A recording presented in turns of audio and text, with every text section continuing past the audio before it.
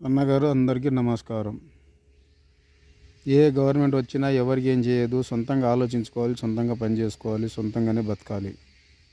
ఎంతసేపు ఏ గవర్నమెంట్ వచ్చినా కానీ అనగదొక్కేస్తారు. జనాలని ఈ రేట్ ఆ రేట్ పెంచేసి జీఎస్టీ ఆ జీఎస్టీని పెంచేసి ఇబ్బందుల పాలన చేస్తుంటారు. ఇప్పటికైనా మారండి, మారుదాం. అందరం కలిసి మారుదాము. డబ్బు ఇచ్చేటోనికి ఓటు వేయకండి.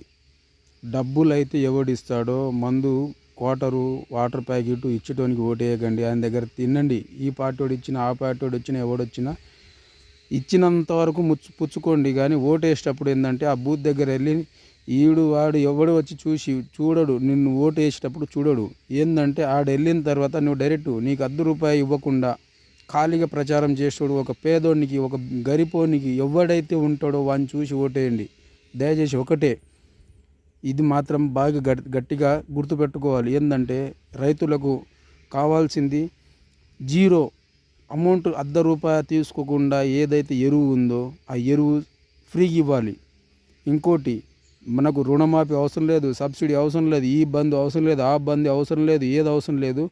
ఇది మాత్రము బాగా మరీ మొత్తం వినండి. విన్న తర్వాత తప్పుంటే నన్ను చెప్పవచ్చు.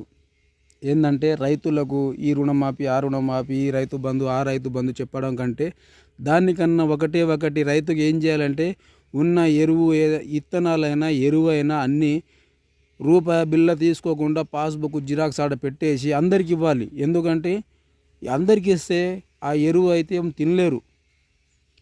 నీకు రుణమాఫీ చేసే అవసరం లేదు.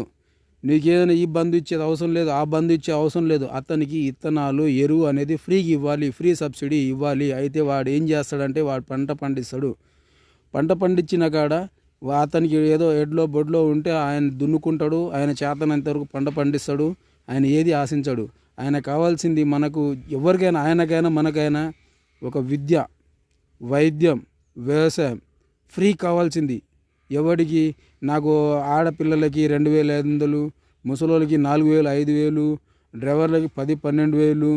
ఎందుకయ్యా చెప్పడం తప్ప చేసేది ఏం లేదు. గాలిలో గోపురం కట్టగారి. ఎందుకంటే రైతు కావాల్సింది ఒకటి, ఫ్రీ ఎరువు, ఫ్రీ ఇత్తనాలు, ఫ్రీ. ఎందుకంటే అతని ఎరువేమో ఇంట్లో పెట్టుకొని తినలేడు, అమ్మలేడు, ఏం చేయలేడు. అది ఫ్రీగా వచ్చిందనుకో ఆయనకు పొలానికి ఎంత అవసరం ఉందో అంటే వాడుకుంటాడు. ఇత్తనాలు ఏం చేస్తాడు, 25 కిలోల వడ్ల బ్యాగ్ తీసుకొచ్చి ఆయన వడ్లు మిల్లులో తీసుకెళ్ళి పట్టించి ఆయన తినలేడు. ఈ విత్తనాల నుంచి ఎరువు దాకా పైమంది దాకా గవర్నమెంట్ సబ్సిడీ ఇస్తే ఆటోమేటిక్